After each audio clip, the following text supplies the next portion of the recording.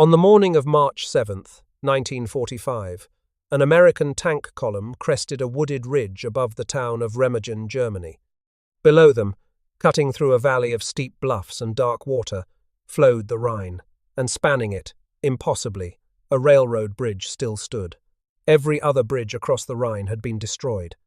The Germans had blown them one by one as the Allied armies closed in from the west. But here, in a small town on the western bank, the Ludendorff Bridge remained intact.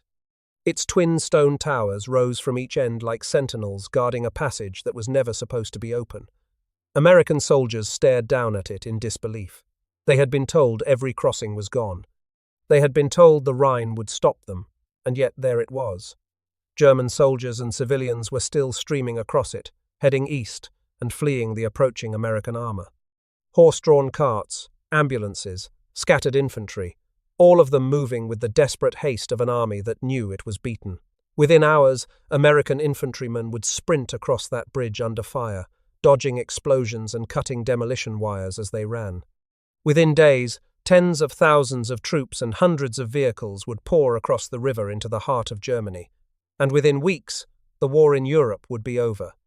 This is the story of why the Rhine, Germany's last great natural barrier, the river that had stopped armies for 2,000 years, failed to stop the Americans in the spring of 1945.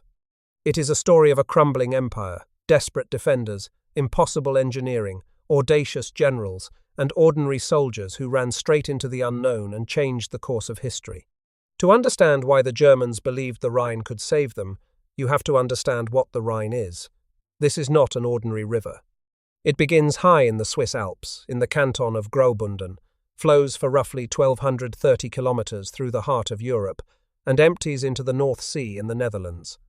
In the central German sector, where the Americans faced it in early 1945, the river was between 700 and 1,200 feet wide. Spring rains and melting alpine snow had swollen it to flood stage. The current ran at roughly 7 miles per hour, fast enough to sweep away men, overturn small boats, and make any bridge construction a dangerous and exhausting ordeal. The navigation channel dropped to depths of 30 feet or more.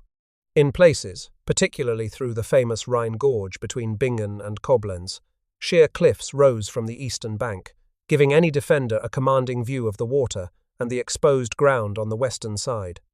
You could not wade across this river. You could not swim across it under fire.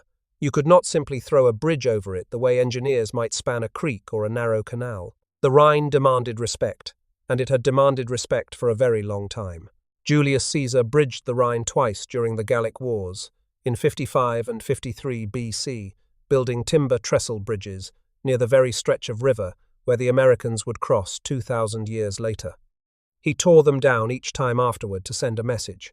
Rome could enter Germania at will, but the Rhine remained the boundary. For 2 centuries after Augustus, the Rhine and the Danube together formed the northern frontier of the Roman Empire, a line the Romans called the Limes Germanicus. As many as 8 legions, roughly 40,000 men, garrisoned fortresses at Mogontiacum, which is now Mainz, at Bonn, which is now Bonn, at Novasium, which is now Neuss, and at Vetera, which is now Xanten. Through the medieval period and into the early modern era, the river remained both a vital trade artery and a contested line of conflict. The Burgundians, the Franks, and the Habsburgs all fought for control of its crossings. Napoleon organized the Confederation of the Rhine in 1806. In 1840, a diplomatic crisis between France and the German states triggered a wave of nationalist fervor that produced the famous patriotic anthem Die Wacht am Rhein, meaning the Watch on the Rhine. That song, together with Richard Wagner's Rheingold and the ancient Nibelungenlied, wove the river into the very fabric of German national identity. The Rhine was not just water. It was an idea. It was a symbol.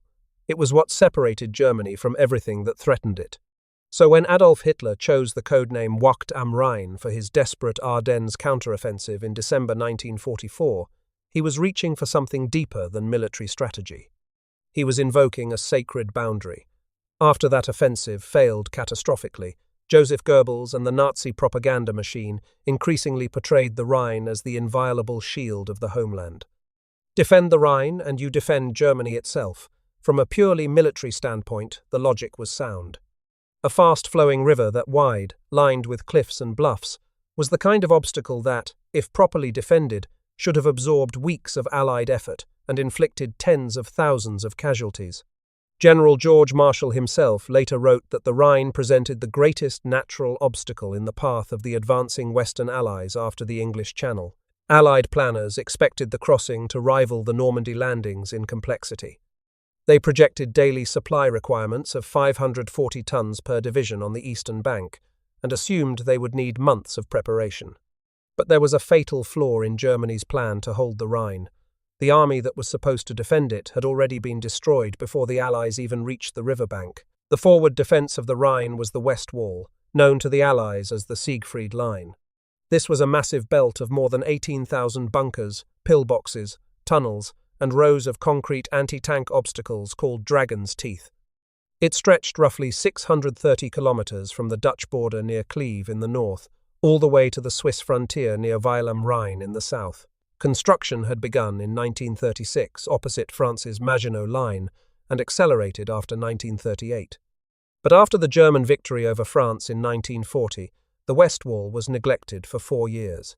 Much of its transportable steel, weapons, and communications equipment had been stripped out and shipped west to build the Atlantic Wall along the French coast. When the Allied armies approached in the autumn of 1944, the West Wall was hastily reactivated, but concrete, steel, and trained manpower were all in critically short supply. The bunkers had to be manned by soldiers who had never trained inside them.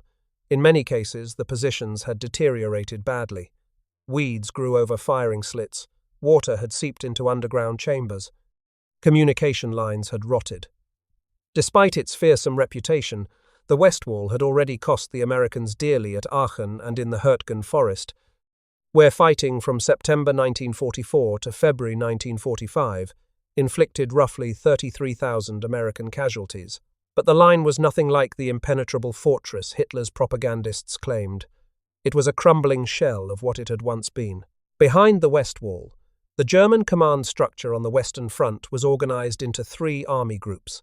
In the north, Army Group H, under Generaloberst Johannes Blaskowitz, defended the Lower Rhine in the Netherlands and around the critical crossing town of Wessel. Its principal formation was the 1st Parachute Army under General der Fallschirmtruppe Alfred Schlemm, a unit that, despite its elite designation, had been bled white in the fighting around the Reichswald Forest.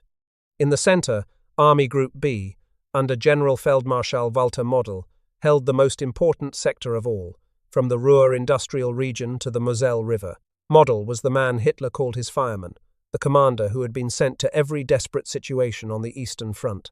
His command included the 15th Army under General Gustav Adolf von Zangen and the 5th Panzer Army under General Hasso von Manteuffel, both of which had been savaged in the Ardennes and the subsequent Allied counteroffensives. In the south, Army Group G under SS Oberstgruppenführer Paul Hauser defended the Saar region and the Upper Rhine. Overall command in the west was held by General Feldmarschall Gerd von Rundstedt until March 10, 1945, when Hitler dismissed him for the 3rd and final time. His replacement was General Feldmarschall Albert Kesselring, summoned north from Italy on March 10th, where he had conducted a masterful defensive campaign. But even Kesselring could not conjure soldiers and tanks out of thin air. The condition of these forces was catastrophic. The Ardennes offensive, launched on December 16, 1944, and ground to a bloody halt by late January 1945, had cost the Wehrmacht approximately 100,000 casualties and consumed virtually all of Germany's remaining strategic reserves of fuel, tanks, and trained infantry. The gamble had failed completely. Allied losses during the Battle of the Bulge, roughly 89,000 American casualties, including 19,000 killed. They were painful but quickly replaced with fresh troops and equipment flowing through the ports of Antwerp and Marseille. German losses could not be replaced at all. The factories were being bombed around the clock by the American 8th Air Force by day and RAF Bomber Command by night. The training depots had been emptied. The fuel dumps were dry. Albert Speer's war production, which had peaked in mid-1944, had fallen to a fraction of what it had been 6 months earlier. In late January 1945, Hitler issued a directive that sealed the fate of his own armies. No division of Army Group B could withdraw from its position without his personal authorization. This single order, issued from the bunker of a man who had not visited the Western Front in months, guaranteed that formations west of the Rhine would be destroyed in place, rather than pulled back behind the river to form a coherent defense. It was a decision rooted not in military logic, but in ideology and delusion. Every meter of ground was to be held because the Führer willed it. Model himself, the man responsible for carrying out this order, had privately described the Ardennes plan as not having a damned leg to stand on. But he had carried it out, and now he was carrying out the order to hold west of the Rhine, and the result was the same. The Rhine would be defended, if it could be defended at all, by the remnants of an army that had been forbidden to reach it. To fill the gaps in the collapsing front line, the German military scraped the bottom of every barrel it had. Roughly 20,000 Luftwaffe ground personnel, men who had maintained aircraft or guarded airfields and had never been trained as infantry, were transferred to the army and handed rifles. Wounded soldiers were pulled from hospitals before they had fully recovered and sent back to the front. Naval personnel were combed for anyone who could carry a weapon. And the Volkssturm, a civilian militia of men between 16 and 60 years old, decreed by Hitler in October 1944, was thrown into the line alongside what remained of the regular army. These men were barely trained and irregularly armed, often carrying captured foreign weapons or obsolete rifles for which ammunition was scarce. They were identified not by proper military uniforms, but by armbands. They were stiffened in some sectors by Hitler Youth detachments, boys as young as 15 or 16 fighting alongside grandfathers. The German civilian Karin Lof, a teenager living in the Rhine-side village of Erpel on the eastern bank, watched these men retreat across the Ludendorff Bridge on March 7th, and later remembered that she could not help comparing it to Napoleon's retreat. The older ones could hardly march on. Their eyes were cast down to the ground. They seemed to stumble on without any hope. Against this patchwork force stood the full weight of the Western Allies, reinforced, resupplied, and enjoying virtually total superiority in the air and on the ground. Then came the Rhineland campaign, and it destroyed what little remained. In February, the Anglo-Canadian Operation Veritable and the American Ninth Army's Operation Grenade cleared the area between the Maas and Rhine rivers in brutal fighting, taking some 51,000 German prisoners. The Germans had delayed Operation Grenade by 2 weeks by deliberately destroying the controls of the Ruhr River dams to flood the valley, but once the waters receded, the American assault was unstoppable. In March, Operation Lumberjack drove the American First Army into the great cathedral city of Cologne on March 7th and onward to the Rhine. The 4th Armoured Division of Patton's Third Army advanced 55 miles in less than 48 hours during this operation, smashing through disorganized German rear area units that could offer no coherent resistance. Operation Undertone, launched on March 15th by the American 3rd and 7th Armies and the French First Army, cleared the Saar-Palatinate Triangle and brought all remaining western banks of the Rhine into Allied hands by March 21st. Patton's Third Army alone claimed more than 100,000 prisoners during its advance through the Palatinate. The cumulative German losses for February and March of 1945 are estimated at around 400,000 men, including roughly 280,000 taken prisoner. The divisions that should have been standing on the eastern bank of the Rhine, dug in and waiting, had been shattered and marched into prisoner-of-war cages on the western bank. And this brings us back to that railroad bridge at Remagen.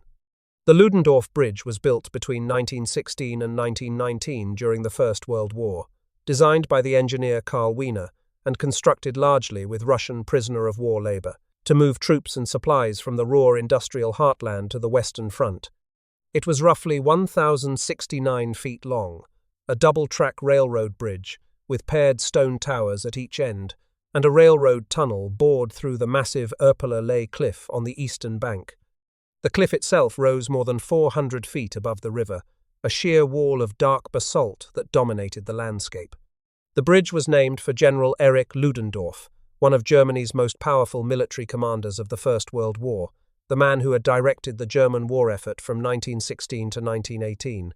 After the war ended, French occupation engineers filled some of the original demolition chambers with concrete, a precaution intended to prevent the bridge from being used for rapid military deployment again. In a twist of fate that no one could have predicted, That concrete would change the course of the Second World War 26 years later. By early March, of the dozens of road and railroad bridges that once spanned the Rhine, almost all had been destroyed. Hitler had issued strict and complicated orders regarding their demolition. After an American bomb accidentally detonated the charges on the Mulheim Bridge at Cologne in October 1944, bringing it down prematurely, Hitler ordered all pre-placed charges removed from every Rhine bridge and stored nearby. They were to be reinstalled only when Allied forces came within roughly 5 miles. Written authorization from higher command was required before any bridge could actually be blown. The procedure was intended to prevent premature destruction, but it created a window of vulnerability at every crossing. The moment between wiring a bridge and detonating it was now a bureaucratic process rather than a split-second tactical decision. The German defense at Remagen was a microcosm of the chaos consuming the Wehrmacht. Responsibility for the bridge had been transferred to General der Infanterie, Otto Hitzfeld's 67th Corps, only at 1 a.m. on March 7th. Hitzfeld dispatched his adjutant, Major Hans Scheller, with 8 men and a radio truck to take command. Scheller's car ran low on fuel almost immediately. He was forced to detour around columns of American armor advancing through the Eifel Hills. His radio truck became separated and was never seen again. He did not reach Remagen until 11:15 in the morning, less than 2 hours before the Americans appeared. He arrived without communications, without reinforcements, and without any clear picture of the tactical situation he was supposed to take charge of. The officer already at the bridge, Hauptmann Willy Brache, had only 36 fit men under his direct command, including the engineer detachment of Hauptmann Karl Friesenhahn, with about 125 men, 180 Hitler Youth, 200 Luftwaffe anti-aircraft personnel, 120 Eastern European conscripts of questionable loyalty, and roughly 500 Volkssturm. The total defense amounted to about 1,000 men of widely varying quality. They had never trained together as a combined force. Brache had requested 600 kilograms of military explosive for the demolition. He received only 300 kilograms of Donnerit, a weak industrial mining explosive rather than proper military demolition charges. It was not enough to guarantee the destruction of a bridge whose demolition chambers had been partially filled with French concrete. The American formation that reached Remagen first was Combat Command B of the 9th Armored Division, the so-called Phantom Division, commanded by Brigadier General William Hoge. Hoge was a career engineer officer who had built the Alcan Highway through the wilderness of Canada and Alaska in 1942. He understood bridges. He understood what an intact bridge over the Rhine was worth. The Northern Column, under Lieutenant Colonel Leonard Engerman of the 14th Tank Battalion, included elements of the 89th Cavalry Reconnaissance Squadron, Company A of the 27th Armoured Infantry Battalion under Major Murray Devers, a platoon of the 9th Armoured Engineer Battalion under Lieutenant Hugh Mott, and companies of the 14th Tank Battalion. Engerman's orders were to take the town of Remagen and to attempt to seize the bridge if it was still standing. Nobody actually expected it to be. At 1 p.m, Engerman's column emerged from the woods above the river and saw, with astonishment, the Ludendorff Bridge still intact. Hoge made a decision in that moment that changed the course of the war. Against the literal text of his orders, he decided to seize the bridge immediately.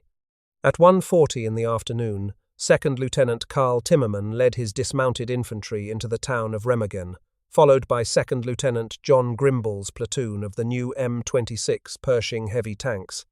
Timmerman had been born in Frankfurt am Main to an American soldier father who married a German woman during the Rhineland occupation after 1918. Raised in West Point, Nebraska, he had taken command of Company A the previous day after his company commander was wounded near Meckenheim. He was 22 years old. At 2 p.m, Friesenhahn fired a preliminary charge under the Western Causeway, blowing a 30-foot crater in the road approach to slow the American armor. Then Brache ordered him to blow the main bridge. Friesenhahn ran to the firing switch in a chamber called the Dwarf's Hole at the eastern end. He turned the key. Nothing happened. The primary electrical circuit had been severed, almost certainly by American shellfire cutting the conduit along the bridge deck. A German sergeant named Anton Faust volunteered to run onto the bridge under fire and light the manual emergency fuse by hand. A heavy explosion rocked the span. The bridge lifted briefly from its piers. Smoke and debris filled the air. When it cleared, the bridge was sagging and damaged, but still standing. The reduced charge of weak industrial explosive, combined with the French concrete filling the old demolition chambers and the partial circuit failure, had been insufficient to bring down the massive structure. Timmerman ordered his men onto the bridge immediately, knowing it could collapse at any second.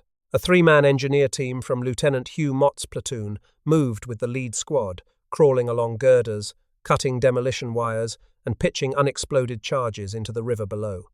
The first American soldier to reach the eastern bank of the Rhine was Sergeant Alexander Drabick of Holland, Ohio. Drabick was a butcher in civilian life, one of 13 children of Polish immigrants. He had been seriously wounded in the Battle of the Bulge and returned to his squad just in time for Remagen. He sprinted across the bridge with his squad in column, running down the center of the roadway. Not one of his men was hit. Behind Drabick came Sergeant Joseph Petrenchik, Sergeant Anthony Samele, and then Timmerman as the first officer across. Inside the railroad tunnel on the eastern bank, Sergeant Joe Delisio fought his way into the eastern bridge tower and captured a German machine gun crew.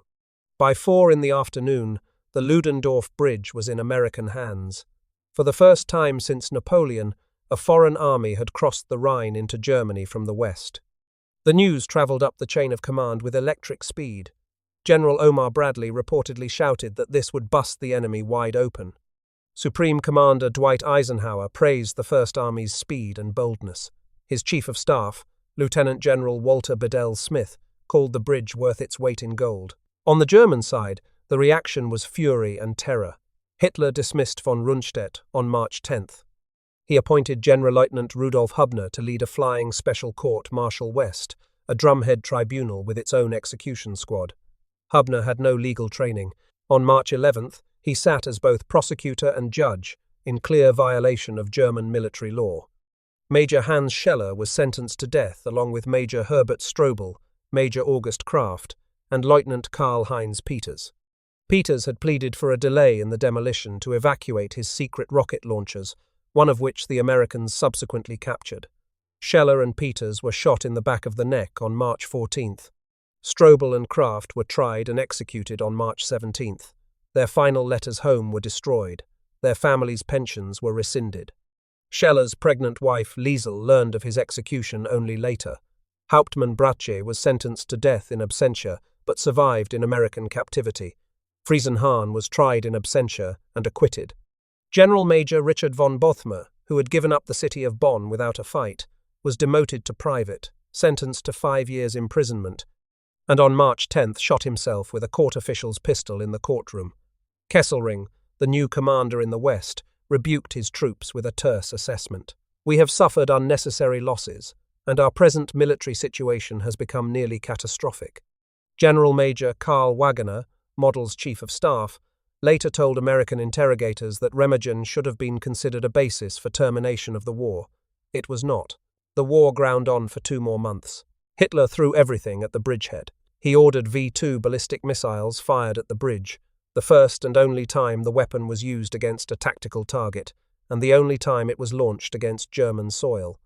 11 V-2s were fired. The closest landed about 300 meters from the bridge. One struck an American engineer command post, killing 3 soldiers and wounding 31. The Luftwaffe committed Arado R-234 jet bombers and Me-262 fighter bombers in what were among the first jet bombing missions in history. Over 10 days, roughly 367 German sorties were flown against the bridge. 26 aircraft were shot down in just 2 days by the densest American anti-aircraft concentration of the entire war. Otto Skorzeny dispatched 7 SS naval frogmen, wearing Italian rebreather sets, to plant explosives on the piers. They were detected by top-secret 13 million candle-power searchlights operated by the 738th Tank Battalion. 3 frogmen were captured. The remaining 4 were killed or perished from hypothermia in the freezing river. The Germans even brought up the Karl Gerät, a 600mm super-heavy siege mortar. It fired 14 rounds with no effect. The Ludendorff Bridge endured for 10 days. On the afternoon of March 17th, weakened by the partial demolition, by fire from more than 100 German artillery pieces ringed around the bridgehead, by constant traffic, and by repair vibrations, the bridge groaned audibly and collapsed into the Rhine. 28 American engineers were killed, and 93 were wounded. But by then, the bridge had served its purpose. American engineers had thrown additional crossings over the river. The 291st Engineer Combat Battalion, veterans who had halted Kampfgruppe Piper's advance by blowing bridges at Trois-Ponts and Habiemont during the Bulge, completed a steel treadway bridge on March 10th, only 32 hours after starting construction under continuous shellfire. A heavy pontoon bridge followed, then a Bailey Bridge. By the time the Ludendorff fell, 6 American divisions had crossed at Remagen. While the First Army exploited its prize, Lieutenant General George Patton was determined to cross the Rhine before Field Marshal Bernard Montgomery could launch his massive set-piece operation in the north. Patton ordered Major General Manton Eddy's 12th Corps to push a division across on the night of March 22nd, the night before Montgomery's planned assault. The 5th Infantry Division was selected. To deceive the Germans, the 12th Corps laid a heavy smokescreen around Mainz, while the actual crossing went in at Oppenheim and Nierstein, about 10 miles upstream. At approximately 10 o'clock on the night of March 22nd, infantry of the 11th Infantry Regiment pushed off in plywood and canvas assault boats with no artillery preparation. The 3rd Battalion of the 11th Infantry at Nierstein and Company K of the same regiment at Oppenheim paddled across the dark water in near total silence. There was almost no German response. By 12:30 in the morning, the Germans had only begun sporadic shelling, and by that time several hundred Americans were already dug in on the eastern bank. By dawn, the 5th Division had 6 battalions across, at a cost of about 28 total casualties. Engineers of the 204th Engineer Combat Battalion threw a treadway bridge across the following day, and by March 24th a heavy pontoon bridge and a Bailey Bridge had joined it. It was one of the most audacious and economical river crossings of the entire war. Patton telephoned General Bradley early on March 23rd. "Brad, do not tell anyone, but I am across." Bradley replied, "You mean across the Rhine?" Patton said, "Sure am. I sneaked a division over last night, but there are so few Krauts around they do not know it yet." Bradley released the news that evening, deliberately timed to upstage Montgomery's operation. On March 24th, Patton walked across the pontoon bridge at Oppenheim, paused at the middle, and in full view of his troops and a Signal Corps cameraman, relieved himself into the Rhine. He later told Eisenhower's headquarters that he had been looking forward to this for a long time. Stepping onto the eastern bank, he stumbled deliberately, picked up 2 handfuls of German earth, and declared, "Thus, William the Conqueror," echoing the Norman Duke who had done the same when he landed at Pevensey in England in 1066. It was pure theatre from a general who understood that wars are fought in the newspapers as well as on the battlefield. Montgomery's crossing, Operation Plunder, launched on the night of March 23rd, was the largest set-piece river crossing in military history, prepared with Montgomery's characteristic thoroughness. From March 16th, a continuous smoke screen, roughly 60 miles long, masked the build-up from German observation. Roughly 30,000 vehicles, 118,000 tons of supplies, and several thousand engineers had been assembled behind the screen. Hundreds of Buffalo amphibious tracked vehicles from the British 79th Armoured Division, the famous Hobart's Funnies, were ready to carry troops across the water. The United States Navy contributed 4 boat units and a CB construction battalion. Approximately 4,000 artillery pieces were massed along the front. RAF Bomber Command devastated the town of Wesel, which was 97% destroyed. The assault force comprised roughly 1 million men across more than 24 divisions and extensive supporting formations. Winston Churchill, Field Marshal Alan Brooke, and Eisenhower watched from a hill on the western bank as the bombardment opened on the evening of March 23rd. The first assault wave, from the British 51st Highland Division, crossed near the town of Ries at 9 in the evening.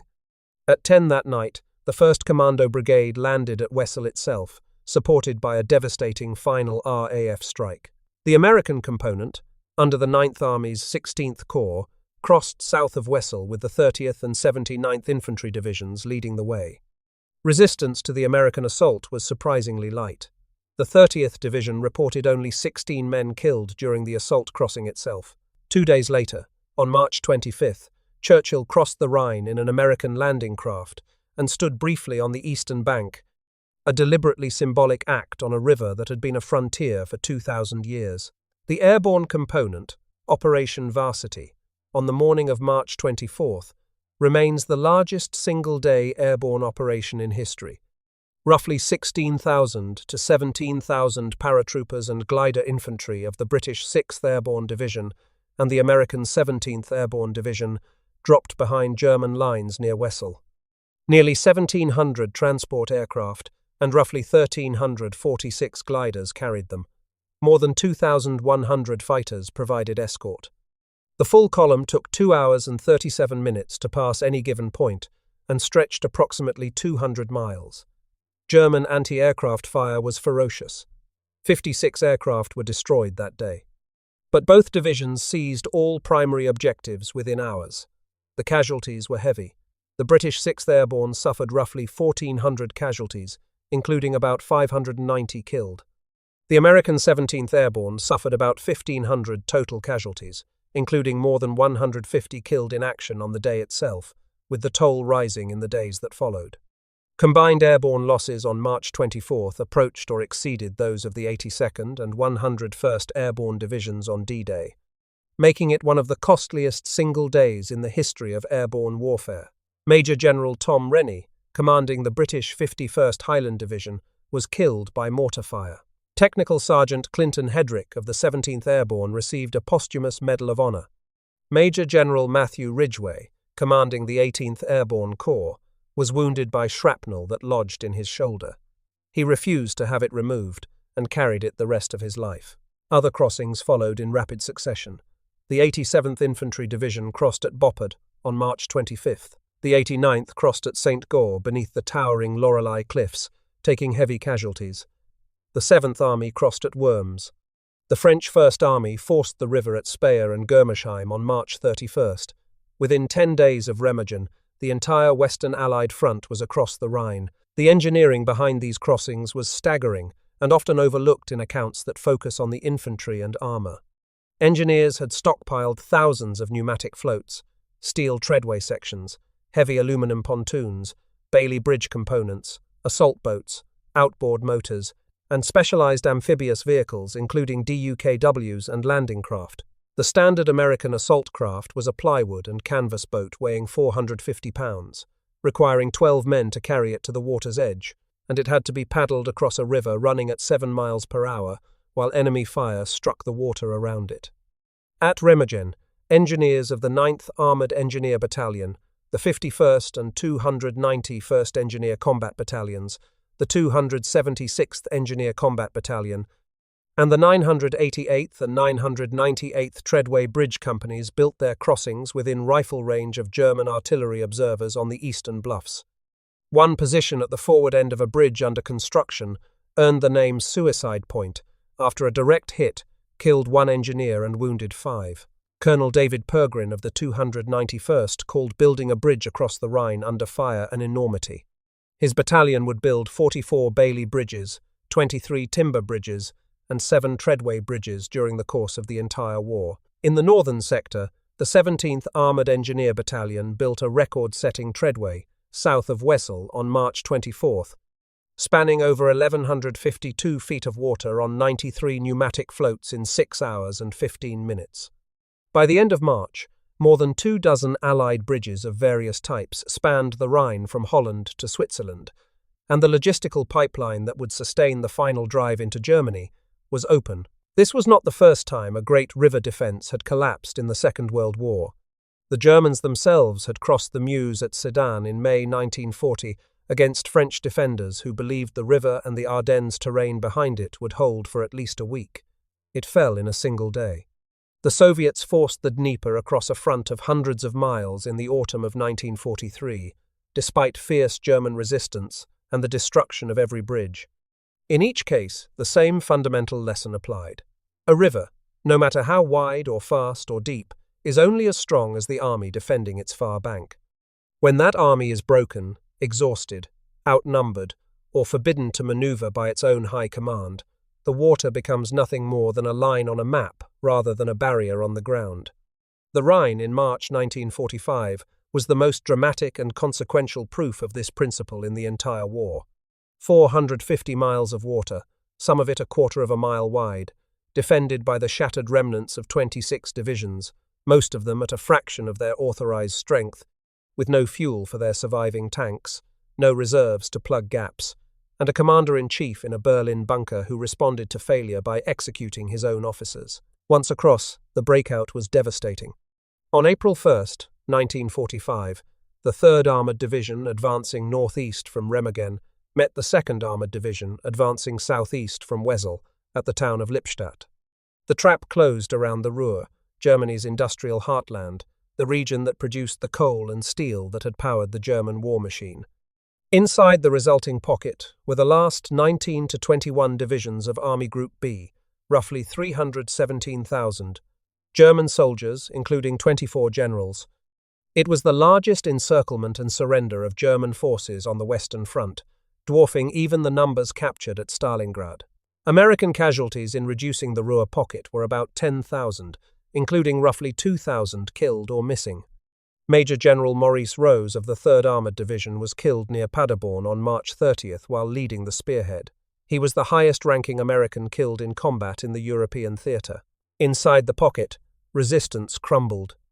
On April 15th, with the end clearly at hand, Model dissolved Army Group B rather than surrender it, ordering Volkssturm and non-combatants to discard their uniforms and go home. Mass surrenders of more than 317,000 troops followed over the next several days. Model himself refused to surrender. He had been indicted by the Soviets for atrocities committed during his command on the Eastern Front. On April 21st, in a forest near Duisburg, he shot himself, having told his staff that a field marshal does not become a prisoner, that such a thing is simply not possible. His remains were later reburied in the German military cemetery at Vossenack in the Hürtgen forest. On April 11th, the 2nd Armoured Division of the 9th Army raced 73 miles in a single day and reached the Elbe River near Magdeburg, only 50 miles from Berlin. 2 days later, the 83rd Infantry Division established a bridgehead across the Elbe at the town of Barbie, the only American unit to hold ground on the far side of the river. The 9th Army commander, Lieutenant General William Simpson, asked permission to drive on the German capital. Eisenhower refused. He had decided to halt at the Elbe, citing the agreed-upon post-war occupation zones, an estimate by Bradley that taking Berlin might cost 100,000 American casualties, and the judgment that Berlin was a political objective rather than a military one. Bradley telephoned Simpson in mid-April with the order. According to the historian Cornelius Ryan, Bradley told him he had to stop on the Elbe and was not to advance any farther in the direction of Berlin. He was sorry, but that was how it was going to be. On April 25th, near Torgau on the Elbe, men of the American 69th Infantry Division met soldiers of the Soviet 58th Guards Rifle Division. The eastern and western fronts had joined at last. To the south, Patton's 3rd Army crossed into Czechoslovakia and was poised to take Prague when ordered to halt. Hitler killed himself in his Berlin bunker on April 30th. Germany surrendered unconditionally on May 7th at Reims, and again on May 8th and 9th at Berlin. The European war was over. From Sergeant Drubick's sprint across the Ludendorff Bridge to the final German surrender, 61 days had passed. Sergeant Alexander Drubick, the first man across the Rhine, went back to his life as a butcher in Ohio after the war.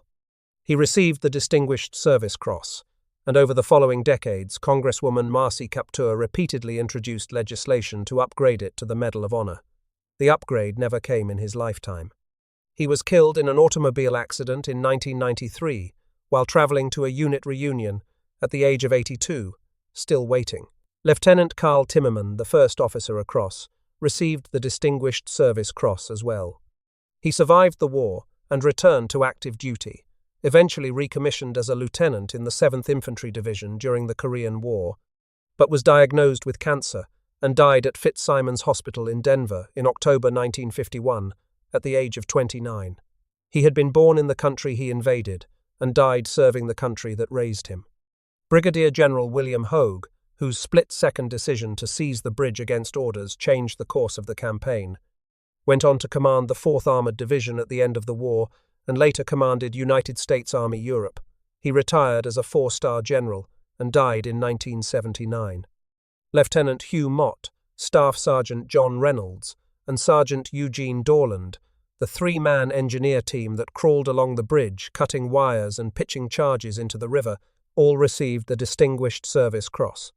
Sergeant Joe Delisio, who captured the machine gun crew in the Eastern Tower, and Lieutenant John Grimball, who led the first Pershing tanks to the bridge, were also decorated. Hauptmann Karl Friesenhahn, who turned the key on a switch that did not work and watched his emergency charge fail, survived as an American prisoner.